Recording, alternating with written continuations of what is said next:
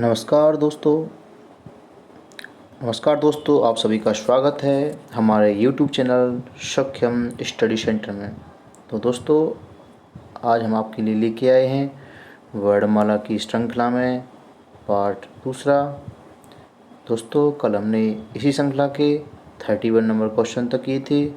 उसी क्वेश्चन को दोस्तों आगे कंटिन्यू करते हैं। तो दोस्तों, देखते हैं आज का पहला क्वेश्चन नंबर 32। प्रत्येक शब्द की वर्तनी के सभी वर्णों को उसी क्रम में अलग अलग दिखाना क्या कहलाता है। दोस्तों, जब हम बात करते हैं प्रत्येक शब्द की वर्तनी, जब सभी वर्णों को उसी क्रम में अलग अलग दिखाते हैं, तो दोस्तों वहाँ पे आपने देखा होगा वो अपने आप में क्या कहलाता है, वर्ण विच्छेद। तो दोस्तों, इसका जो राइट आंसर है दोस्तों क्या हो जाएगा, वर्ण विच्छेद। संधि विच्छेद आपको पता है दोस्तों, कोई भी शब्द होता है उस शब्द का जब हम संधि यानी कि अलग अलग शब्दों में विभाजित करते हैं तो वो संधि विच्छेद कहलाता है। और वर्ण संयोजन आपको पता है दोस्तों, अलग अलग वर्णों को जैसे मैंने का प्लस सा मैंने जोड़ा, ये क्या बना, क्या, ये वर्ण का क्या हो गया दोस्तों, संयोजन हो गया। नेक्स्ट क्वेश्चन नंबर 33, स्वरों का उच्चारण। तो दोस्तों, जो स्वरों का उच्चारण है उसका अर्थ पूछा है, वो कैसे होता है। अनुनासिक की सहायता से होता है, बिना किसी की सहायता से होता है, व्यंजनों की सहायता से होता है, अनुस्वार की सहायता से होता है। तो दोस्तों, मैंने कई बार आपको पढ़ाया है कि स्वर एक्चुअल में स्वर क्या होते हैं, यानी जिनका उच्चारण बिना किसी की सहायता से किया जाए, यानी मुख की किसी भी स्वर तंतु को बिना छुए जब हवा बाहर निकलती है तो वो क्या कहलाते हैं दोस्तों, स्वर कहलाते हैं। तो 33 का दोस्तों क्वेश्चन नंबर 33 का आंसर हो जाएगा option number B. Next question number 34, निम्न में कौन सा शब्द स्वर का वर्गीकरण नहीं है। दोस्तों, जब स्वर की वर्गीकरण की बात करते हैं तो आपने देखा होगा उसमें ह्रस्व स्वर भी आते हैं, दीर्घ स्वर भी आते हैं, प्लुत स्वर भी आते हैं और संयुक्त स्वर भी आते हैं। जो द्वित्व हैं ये इसके अंतर्गत नहीं आती। ठीक है दोस्तों, तो 34 का आंसर नंबर क्या हो जाएगा, option number B. Next question number 35, निम्न में से कौन सा शब्द प्रयत्न या उच्चारण के आधार पर व्यंजन का वर्गीकरण नहीं है। दोस्तों, जब हम प्रयत्न उच्चारण के आधार व्यंजन का वर्गीकरण करते हैं तो दोस्तों उसमें आपने देखा होगा ऊष्म आते हैं, औक्षिप्त आते हैं, पार्श्विक आते हैं, अंतस्थ आते हैं, यानी कि ऊष्म भी आते हैं, पार्श्विक भी आते हैं, उत्क्षिप्त भी आते हैं, संयुक्त आते हैं दोस्तों, ऊष्म आते हैं। तो दोस्तों, जो सघोष और अघोष वर्ण हैं ये उच्चारण स्थान के आधार पर नहीं आते हैं दोस्तों। ठीक है दोस्तों, तो इसका जो राइट आंसर दोस्तों क्या हो जाएगा, ऑप्शन नंबर डी, सघोष। नेक्स्ट क्वेश्चन नंबर 36, जिन स्वरों के उच्चारण में 2 मात्रा का समय लगता है या ह्रस्व से दुगना समय लगता है उन्हें क्या कहते हैं। तो दोस्तों, जब हम स्वरों की उच्चारण की मात्रा की बात करते हैं तो 3 प्रकार के स्वर होते हैं। एक होता है ह्रस्व, एक तो होता है दीर्घ, एक होता है प्लुत। तो दोस्तों, ह्रस्व में सबसे कम मात्रा लगती है, कब सबसे कम समय की मात्रा लगती है, दीर्घ में ह्रस्व से ज़्यादा लगती है और प्लुत में सबसे ज़्यादा लगती है। तो दोस्तों, इसमें पूछा क्या है कि 2 मात्रा का समय लगता है, 2 मात्रा का समय लगता है दीर्घ में, 1 मात्रा का समय लगता है ह्रस्व में, और जिसमें 2 मात्रा से ज़्यादा का समय लगता है दोस्तों वो होता है आपका प्लुत। तो दोस्तों, इसका जो राइट आंसर है वो क्या हो जाएगा, देखिए दोस्तों, ह्रस्व को लघु भी बोलते हैं और दीर्घ को गुरु भी बोलते हैं। तो दोस्तों, कभी भी ऑप्शन को चेंज कर देते हैं तो गुरु को हम क्या बोलते हैं, दीर्घ भी बोलते हैं। तो इसका राइट आंसर 36 का क्या आ जाएगा, option number D. Next question number 37, जिस व्यंजन ध्वनि के उच्चारण के समय स्वर तंत्री में कंपन होता है उस उच्चारण स्थान के आधार पर ध्वनियों के वर्गीकरण में कौन सा स्थान होता है। दोस्तों, जब हम व्यंजन ध्वनि के आधार की बात करते हैं उसमें जब स्वर तंत्र में कंपन होता है तो दोस्तों उसको बोलते हैं काकल्य। क्या बोलते हैं दोस्तों, काकल्य। नेक्स्ट,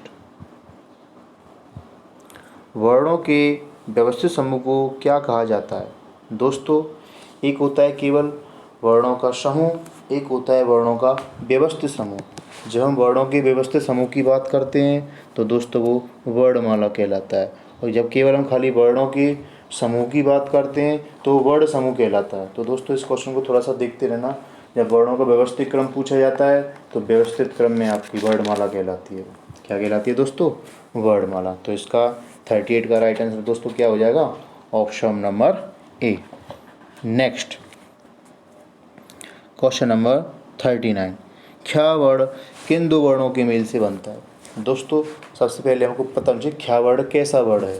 दोस्तों व्यंजनों में एक आता है आपका संयुक्त व्यंजन। क्या आता है दोस्तों? संयुक्त व्यंजन। ऐसे व्यंजन जो व्यंजनों से बन के बने हो, यानी एक व्यंजन प्लस दूसरा व्यंजन, इनकी संख्या दोस्तों होती है 4। कितनी होती है? 4।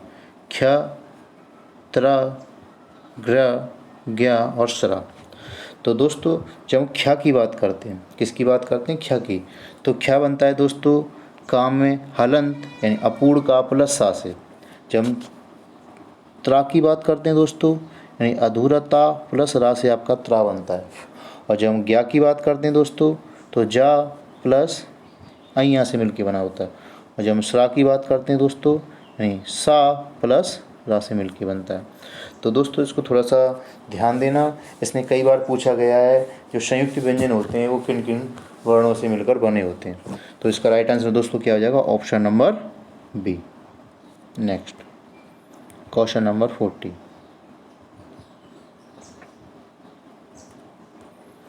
निम्न में से संयुक्त स्वर कौन सा है?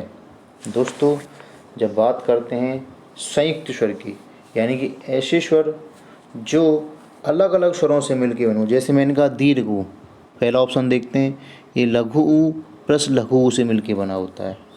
दीर्घी हश्वी प्लस दीर्घी से मिलके बनकर क्या होता है दोस्तों? दीर्घी होता है। दीर्घा हश्वा प्लस हश्वा मिलके क्या बनता है दोस्तों? दीर्घा। लेकिन जो ओ है दोस्तों ये आ प्लस औ से मिलके बना होता है। तो इसमें पूछा है संयुक्त स्वर। कौन सा पूछा है दोस्तों? संयुक्त स्वर।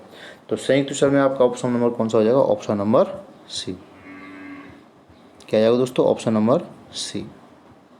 नेक्स्ट क्वेश्चन नंबर 41, स्पर्श व्यंजन कंठ ध्वनि, अघोष और महाप्राण ध्वनि है। सबसे पहले दोस्तों आपको स्पर्श व्यंजन पता होना चाहिए। दोस्तों का से लेके माँ तक जितने व्यंजन होते हैं मेरे क्या कहलाते हैं?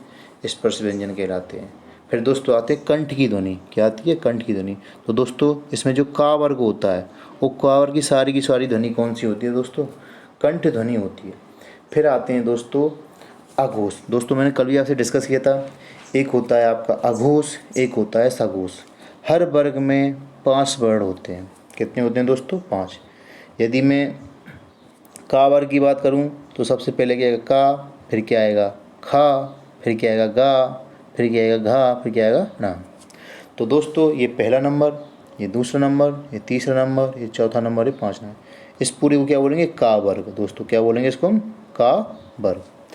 अब दोस्तों इसको हम जो का वर्ग बोलेंगे, इस का वर्ग में अब ये पूछा जाएगा दोस्तों कि इसमें अघोष कौन सा है और सघोष कौन सा है। तो दोस्तों थोड़ा सा मैं आपकी नॉलेज के लिए बता दूं कि प्रत्येक वर्ग का पहला और दूसरा, यानी कि पहला और दूसरा, ये जो वर्ण होते हैं ये मेरे अघोष कहलाते हैं। क्या कहलाते हैं? अघोष। और दोस्तों जब मैं बात करता हूँ तीसरा, चौथा और पाँचवा, ये दोस्तों कहलाते हैं घोष। क्या कहलाते हैं दोस्तों? घोष या सघोष। तो दोस्तों समझ में आया, यानी कि किसी वर्ग का पहला और दूसरा वर्ण अघोष, तीसरा, चौथा और पाँचवा वर्ण घोष या सघोष। तो देखिए दोस्तों, देखते हैं इसमें स्पर्श व्यंजन हो गया, यानी कि चारों की चारों आपके क्या है? स्पर्श व्यंजन है। कंठ ध्वनि चारों की चारों आपकी कंठ ध्वनि है। अब बात करते हैं अघोष की। किसकी बात करते हैं दोस्तों? अघोष की। तो मैंने कहा था पहला का की नंबरिंग दोस्तों क्या है? पहली है। खा की नंबरिंग दोस्तों क्या है? दूसरी है। गा की तीसरी है और घा की चौथी है। तो अघोष जो होते हैं वो होते हैं पहले नंबर और दूसरे नंबर, यानी कि ऑप्शन डी भी आएगा और ए भी आएगा। लेकिन दोस्तों उसमें आगे भी कहा है महाप्राण। क्या कहा है दोस्तों? महाप्राण। तो दोस्तों महाप्राण की भी एक कंडीशन होती है, यानी कि महाप्राण ध्वनि वे ध्वनि होती हैं जिनका उच्चारण में थोड़ा सा ज़्यादा समय लगता है। लेकिन अब दोस्तों जब वर्ग की बात करते हैं, जैसे मैंने कहा कि पहला, दूसरा, तीसरा, चौथा, पाँचवा, ये तो आपके होते हैं अघोष। ये कौन से होते हैं दोस्तों? सघोष। कौन से होते हैं दोस्तों? सघोष। जब बस दोस्तों हम बात करते हैं महाप्राण अल्पप्राण, तो होते हैं, एक होता है अल्पप्राण, ये तो है आपका महाप्राण। दोस्तों जब बात करते हैं अल्पप्राण की, तो दोस्तों प्रत्येक वर्ग का पहला, तीसरा और पाँचवा, पहला, तीसरा, पाँचवा ये अल्पप्राण कहलाता है, और दूसरा और चौथा ये महाप्राण कहलाता है। अब दोस्तों इसमें क्या पूछा है? महाप्राण। क्या पूछा है दोस्तों? महाप्राण। देखो अघोष में कौन कौन सी बच रही थी? खा और का।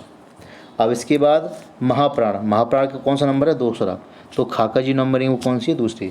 तो 41 का राइट आंसर दोस्तों क्या आ जाएगा? खा, यानी ऑप्शन नंबर ए। तो दोस्तों समझ में आया? ठीक है, आगे चलते हैं। क्वेश्चन नंबर 42, कंठ तालव्य कौन सा है? दोस्तों कल मैंने आपको बताया था कंठोष्ठ और कंठ तालव्य।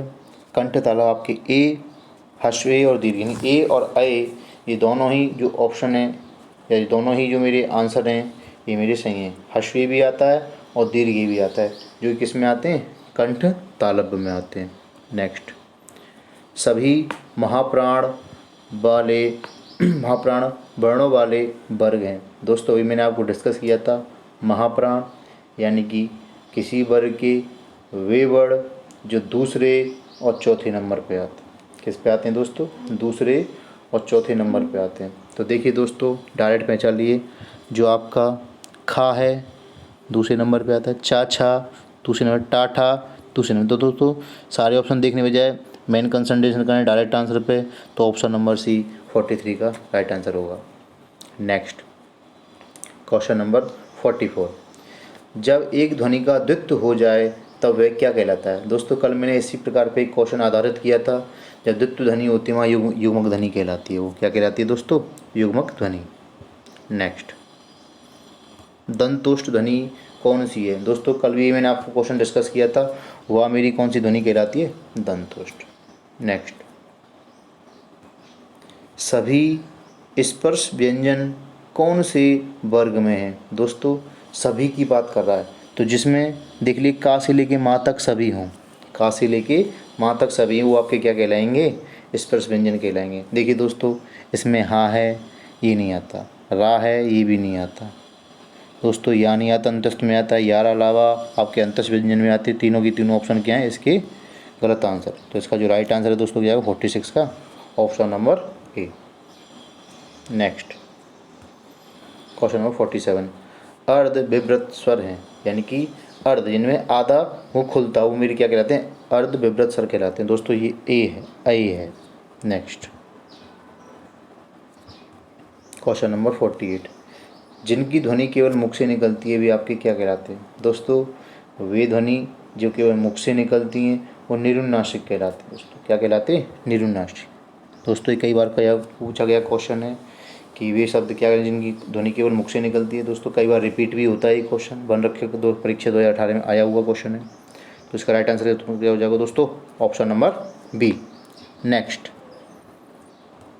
अंतस्थ और ऊष्म वर्ण कितने होते हैं? तो दोस्तों आपको पता है अंतस्थ की संख्या कितनी होती है? 4।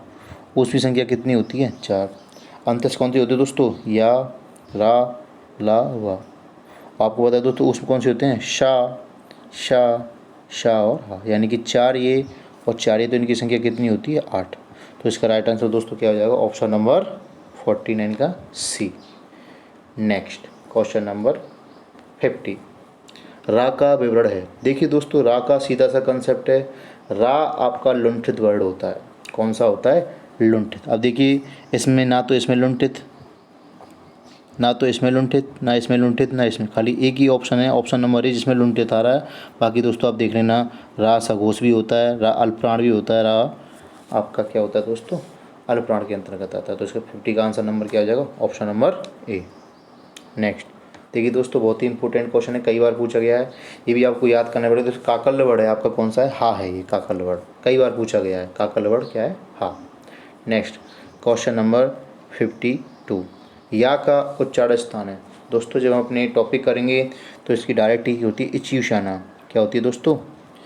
इच यू शाना। पहले की होती है अकुहा विसर्जना, यानी कि ये होता है आ वर्ग और का वर्ग पूरा, इसमें ई वर्ग और चा वर्ग पूरा, और या इसमें हा। तो दोस्तों ये इसमें आता है कंठ, ये आता है तालु। ये किसके अंतर्गत आता है? तालु। तो ई वर्ग, चा वर्ग पूरा और या वर्ग, ये जो हैं आपके किसके अंतर्गत आते हैं? या वर्ग, कंठ, तालु। तो इसका राइट आंसर कौन सा हो जाएगा? Option number A. Next question number 53, निम्नलिखित में से कौन से व्यंजन महाप्राण हैं? दोस्तों अभी मैंने आपको बताया था प्रत्येक वर्ग का दूसरा और चौथा, प्रत्येक वर्ग का दूसरा और चौथा वर्ग कौन सा होता है? आपका महाप्राण होता है। तो देखिए दोस्तों, डायरेक्ट में देखूं तो इसका जो राइट आंसर है, देखिए 11 अलावा आपके अल्प प्राण होते हैं, ग्या आपका संयुक्त व्यंजन होता है, ता था ये आपके नहीं होगा दोस्तों। राइट आंसर आपका बनता है सा शा शा और हा, ये महाप्राण के अंतर्गत आते हैं दोस्तों। नेक्स्ट क्वेश्चन नंबर 54, स्पर्श, दंत, अघोष और महाप्राण वर्ण कौन से हैं? देखिए दोस्तों, स्पर्श की बात कर रहा है, दंत का उच्चारण जिससे हो रहा है, अघोष की बात कर रहा है और महाप्राण की बात कर रहा है। दोस्तों सब मैं आपको बता चुका हूँ। अघोष वर्ण कौन से होते हैं? जो पहला और दूसरा वर्ण प्रत्येक वर्ग का, महाप्राण आपका दूसरा और चौथा, ये पहला और दूसरा। तो कॉमन क्या आएगा? या तो दूसरा आएगा, दूसरा कॉमन, तो चा और छा, यानी कि चा और छा आता है आपका, लेकिन चा और छा आपका दंत में नहीं आता है दोस्तों। किस में नहीं आता है? दंत में। तो देखिए दोस्तों आगे चेक करते हैं, ता था, तो ये आपका अघोष यानी पहला दूसरा वर्ड है, ठीक है। और इसका जो ता था का उच्चारण दंत से होता है, तो इसका राइट आंसर दोस्तों क्या जाएगा? Option number B. Next question number 55, केवल मुंह से बोले जाने वाले सस्वर वर्णों को क्या कहा जाता है? देखिए दोस्तों लास्ट टाइम रिपीट हुआ है, इस क्वेश्चन को लास्ट टाइम हमने किया था। इसको क्या बोला जाता है? निरूनासिक। क्या बोला जाता है दोस्तों? निरूनासिक।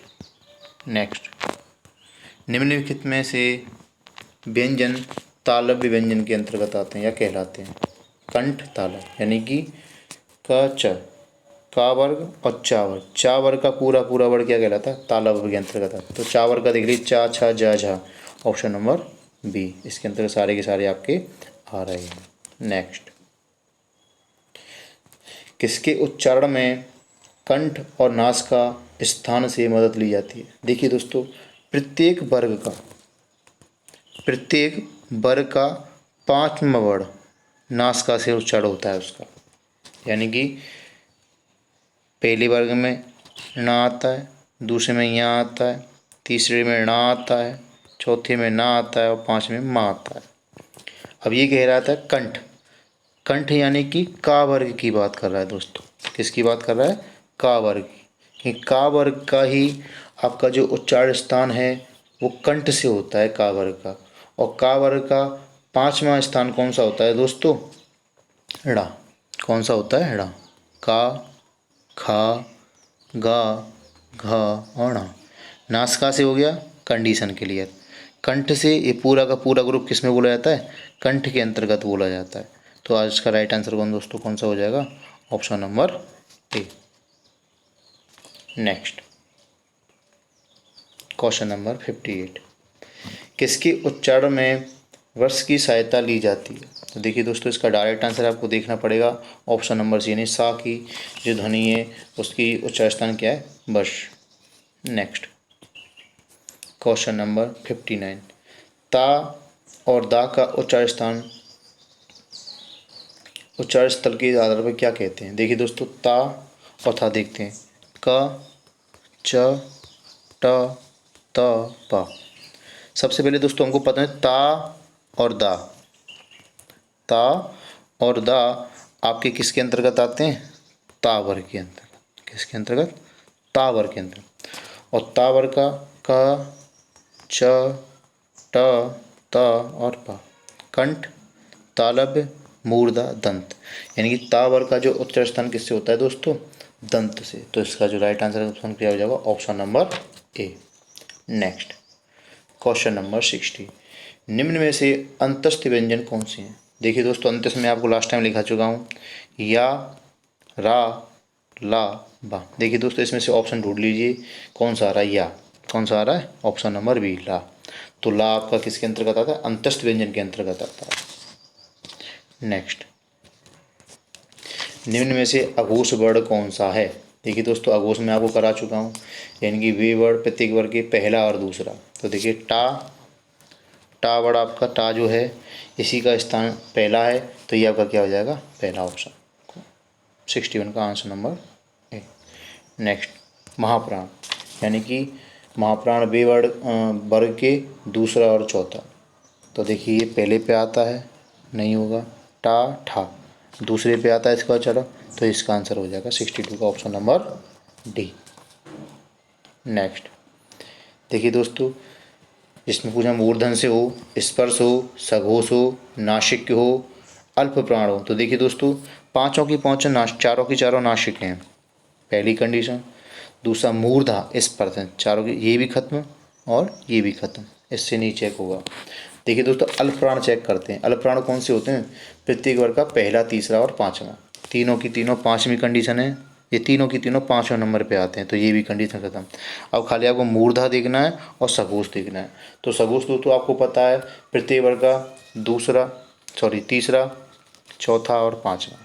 तो देखिए दोस्तों, सघोष की भी कंडीशन आपकी खत्म, क्योंकि चारों चारों ऑप्शन कौन से नंबर के हैं? पाँचवें नंबर के। अब आता है आपका मूर्धा।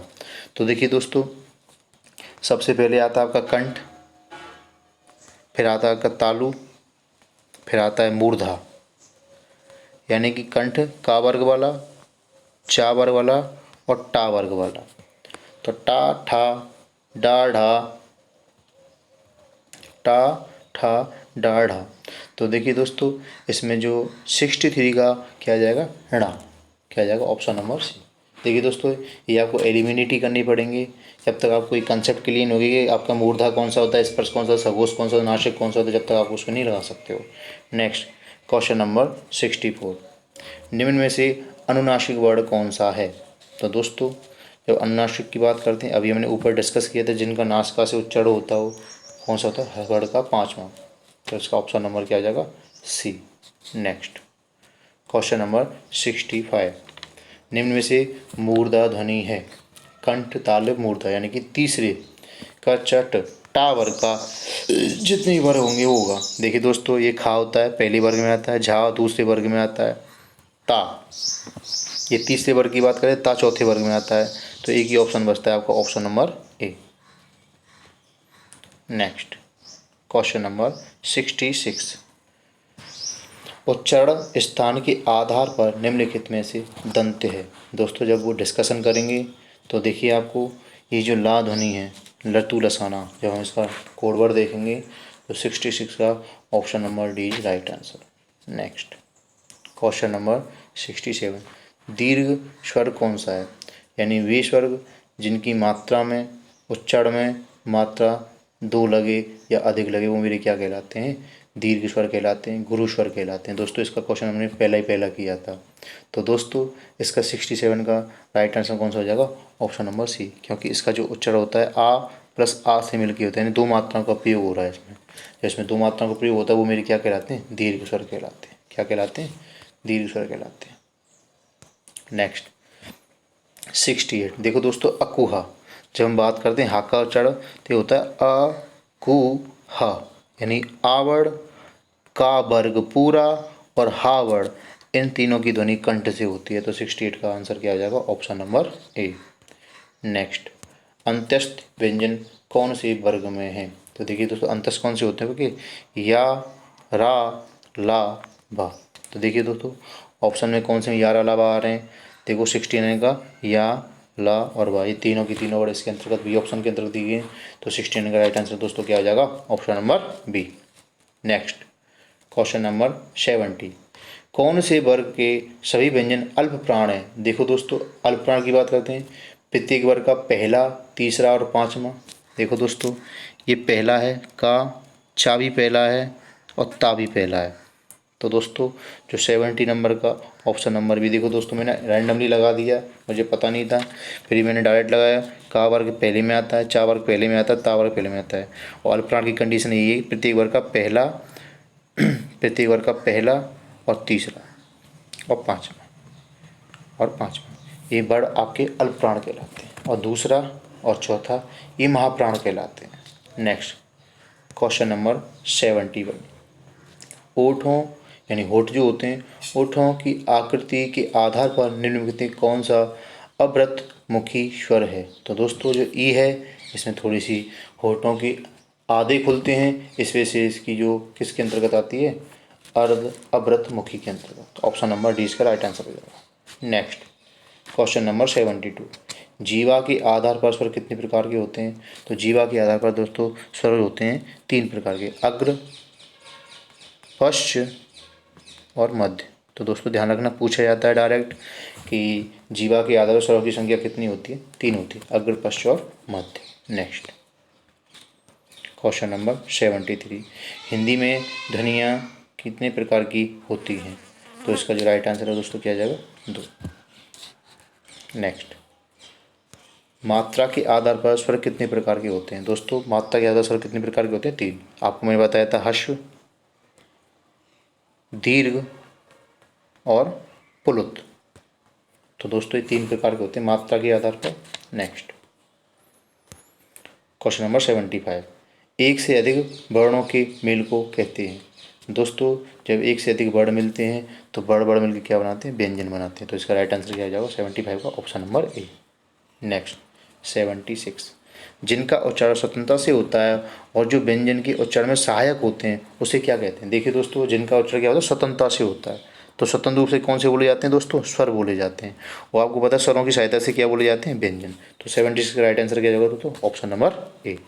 नेक्स्ट ह्रस्वी, दीर्घी और चा वर्ग। देखो तो चा, छा, जा, झाणा, ये पूरा चा वर्ग है दोस्तों, यहाँ से लेके जहाँ तक क्या है? चा वर्ग है। और क, च, चा वर्ग की उत्पत्ति जो उच्चारण स्थान दोस्तों कैसे होता है? कंठ तालु से होता है। किससे होता है? तालु या तालव्य, जिसको हम बोल देते हैं। क्या बोल देते हैं? तालव्य। तो दोस्तों इसमें कोई डाउट करने की दिक्कत नहीं है, तालव्य या तालु बात एक ही होती है। और ई ध्वनि, ये दोनों ही ध्वनि तालु से इसका उच्चारण होता है। तो 77 का ऑप्शन नंबर क्या आ जाएगा? Option number C. तो दोस्तों आप सभी को हमारा सेशन कैसा लगा? इसमें हमने दोस्तों 77 तक क्वेश्चन किए हैं। तो दोस्तों आगे इसी को हम कंटिन्यू करते रहेंगे। और दोस्तों आपको हमारा चैनल कैसा लगा? लाइक, सब्सक्राइब और कमेंट करना ना भूलें दोस्तों, और शेयर करना बिल्कुल ना भूलें। यदि दोस्तों आपको कोई भी समझ में नहीं आता है तो कमेंट बॉक्स में आप हमको बताएं, हम उसका क्लियर आंसर देंगे। ठीक है दोस्तों, जय हिंद, जय भारत।